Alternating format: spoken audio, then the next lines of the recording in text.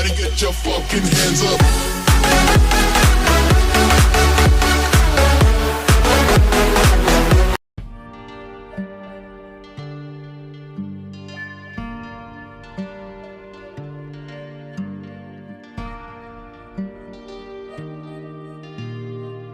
It's very refreshing to go away and take a break to clear your head and just get into something else.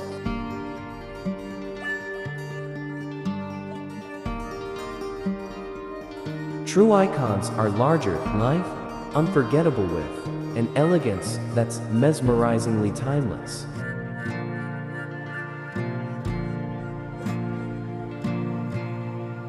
You can look glamorous, even if you're a housewife, any job you have.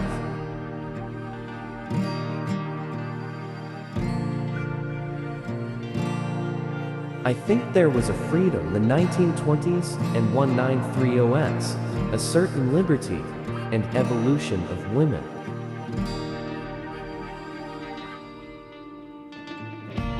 Makeup is about balance. When the eye makes a statement, the lips should be quiet.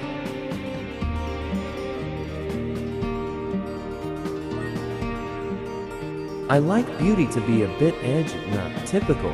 For me, the only rule is looking good.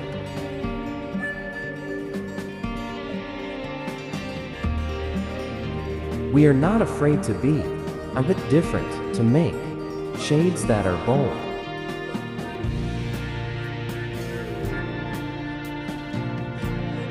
Looking at flowers, simple things in life. I don't need to look at gold and a castle. Sometimes it's very simple things that are very beautiful, and keeping my eyes fresh to find beauty in many places, and in gold too sometimes.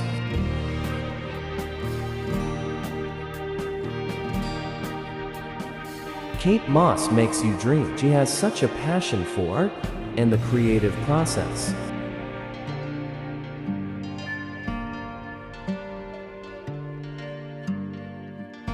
Wearing colorful eyeliner in a graphic shape is the epitome of makeup as an accessory.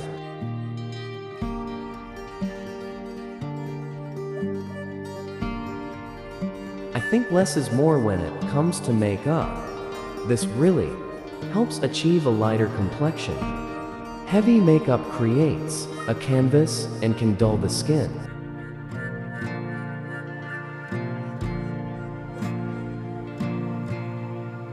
I fell in love with New York. I moved here 25 years ago in 1984 after I lived in Paris for 6 years in the 1980s. It was the place to be. Here I was able to create NARS, which I would not have been able to create if I stayed in France.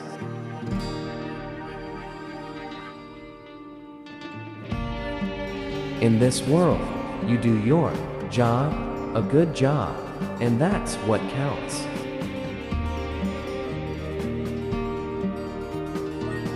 Women have to find their own personality, their own style, and what suits them the best.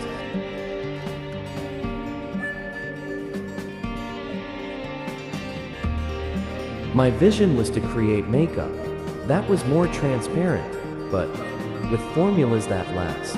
I follow my instincts. It's all very spontaneous.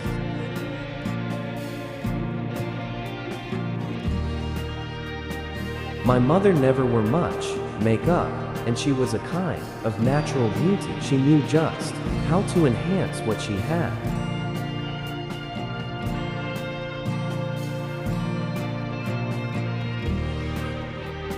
I didn't want to create a makeup line for one ethnic group. It had to be multi-ethnic. To me, beauty, it doesn't matter to me what color the skin is.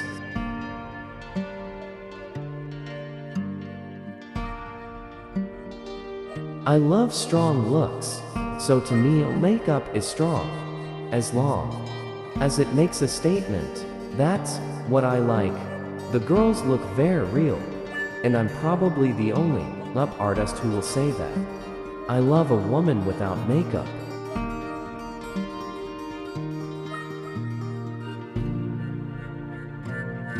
My goal was always to make the girl look real and look beautiful. It didn't matter how much makeup. Sometimes it was none at all.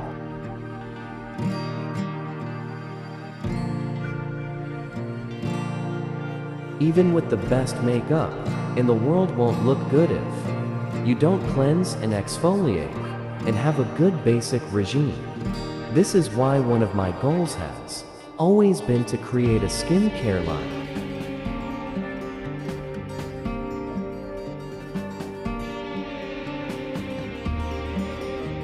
Makeup is very important for show. It's really an accessory, a runway. You have to be sure that it fits the clothes.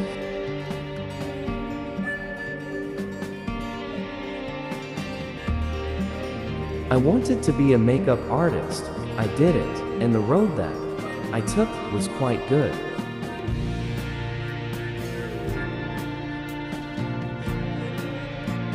Having worked with so many of the geniuses, I'd learned so. It's the best sort of photography school to work with people like Penn or Avedon or Meisel.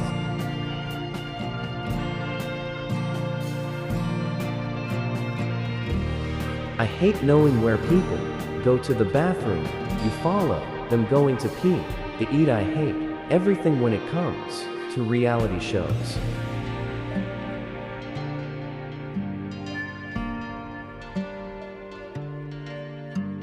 People have to learn that everybody is the same. But you wake up in the morning and you're a movie star. You look like everybody else. The reality is that makeup is there to help. That's what it's for.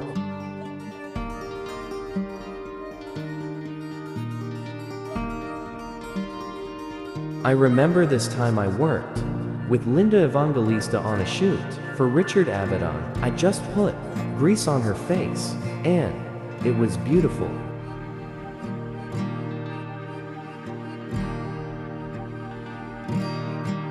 I made contours and all that, but in real life, you have to be very careful with that because you can't go out in the streets and look terrible.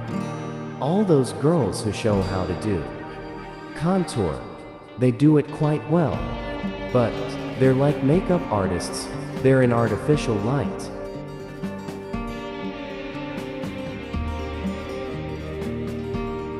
I really wanted to have a different approach of beauty because when I came to America, they were still heavily plastic. The ads were so heavily retouched.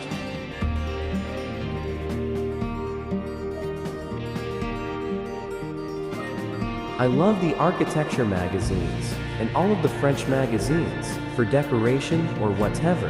I end up enjoying them more sometimes than the fashion magazines.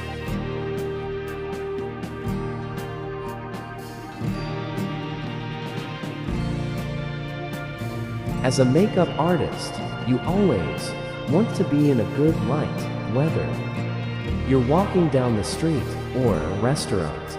It is a very key element to me. You can't apply good makeup in a bad light.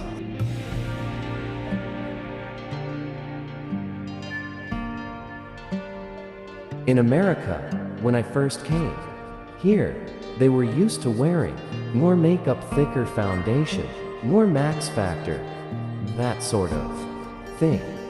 But you have to know who you are and what you look like. If you know yourself a little bit, you don't need to follow trends.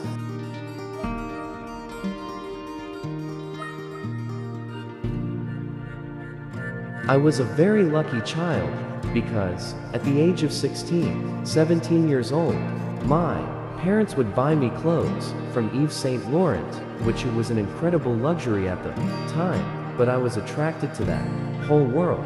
I had a pretty nice little wardrobe by the age of 17.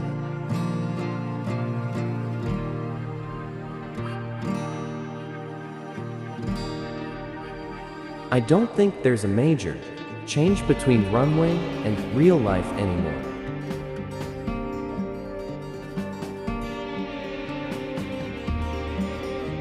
I've seen makeup destroy people and make them look bad if it's badly done.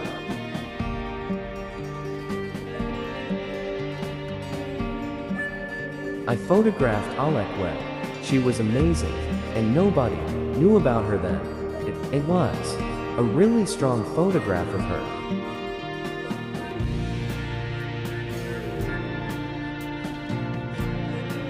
A woman who hides behind a mask of makeup is still going to have to take it off at some point and deal with reality.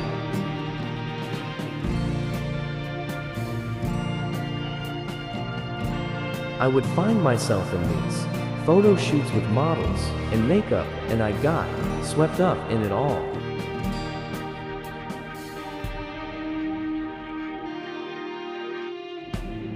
Sometimes I'm attracted to more odd girls with stronger faces and features, or a softer beauty with a lot of character.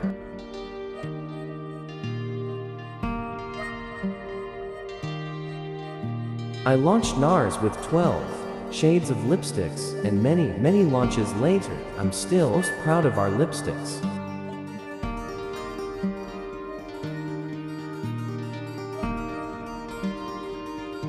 I'm always looking to lightweight super product that you apply and almost don't see. That's the ultimate, at least for me.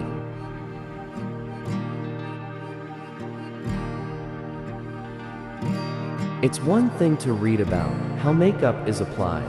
It's another thing altogether to watch it being put on.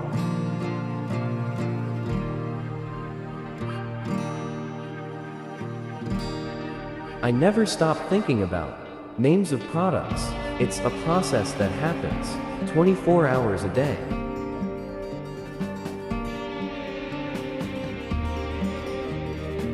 My mother hated foundation. She hated having a mask on her face, and she pushed me to build my own vision and concept of beauty for women.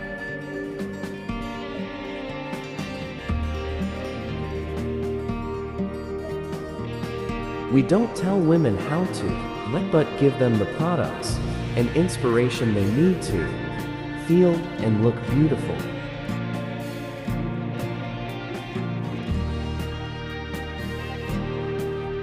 There was a time when you would dream about, say, movie stars.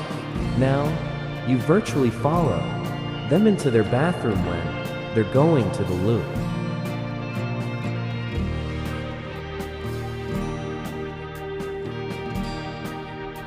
It was the early 70s, and I discovered makeup by going through my mother's fashion magazines.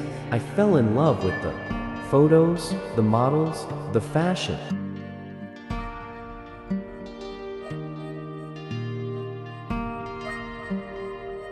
When you photograph someone, you have to make them feel good, and you know that they want to look good. It's the same relationship that you have when you apply makeup on somebody. We're almost like shrinks.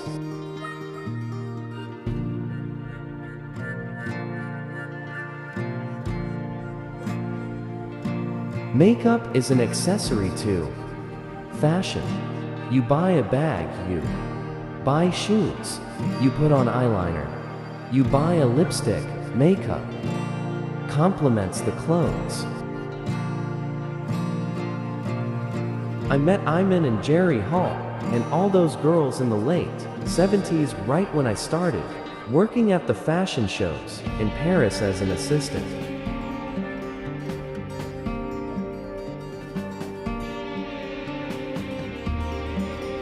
I'll keep creating modern, deep, rich, and adventurous colors and products that inspire creative expression every day.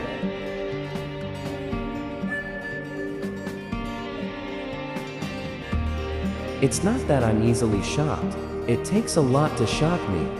And wildness I like, but vulgarity knocks me.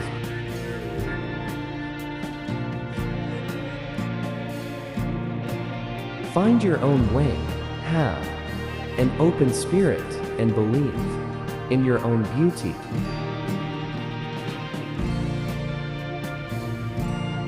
I love so much the models from the 60s and the 70s. They were extremely professional, great models who knew how to work the camera so well and loved fashion and had a great sense of style.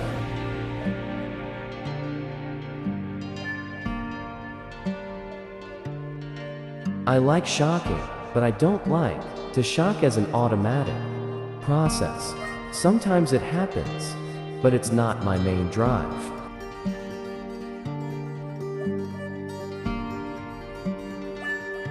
The 80s and 90s were the greatest time to be a makeup artist.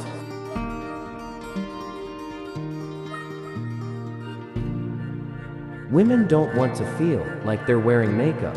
I hope I was partly responsible for that.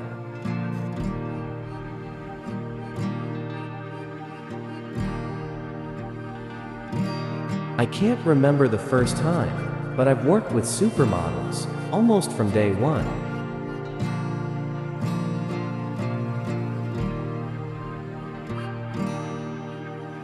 Makeup can make a woman look more beautiful at every age.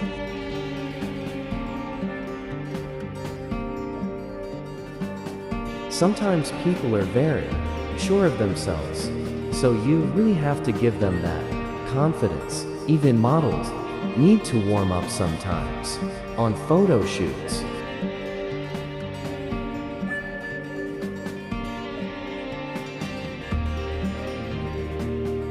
I always had a vision about beauty in general, so probably that's what really drove me into next direction of creating a makeup brand.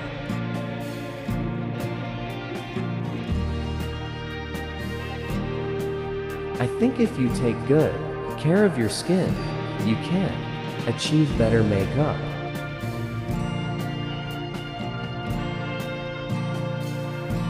I love to collaborate with artists like Guy Bourdin and Stephen Klein, who don't have any boundaries.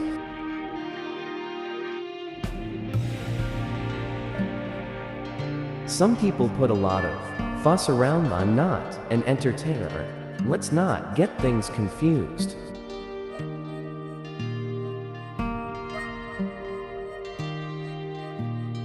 Being a studio makeup artist and working on magazines was the only thing I wanted to do.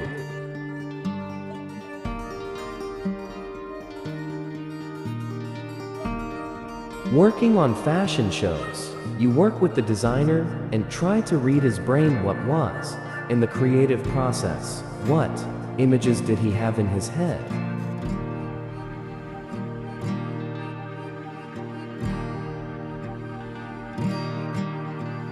I think it's important that you know every detail when you open a store, that you pay attention to everything.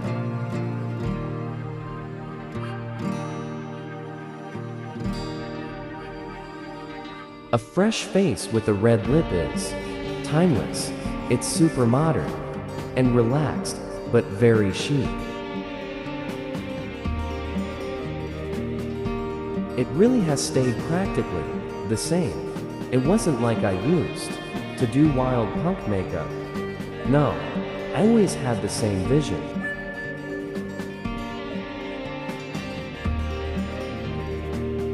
Was I a businessman to start with?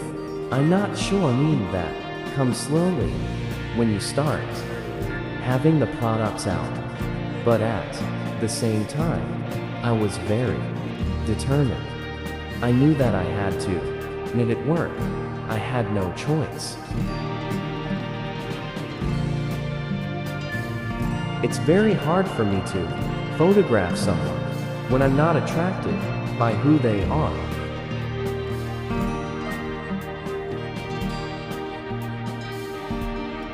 I was spoiled growing up in the 1970 seconds because magazines were publishing the photographs of Helmut Newton and Guy Bourdin. Without compromise, you really felt that sense of freedom through their images.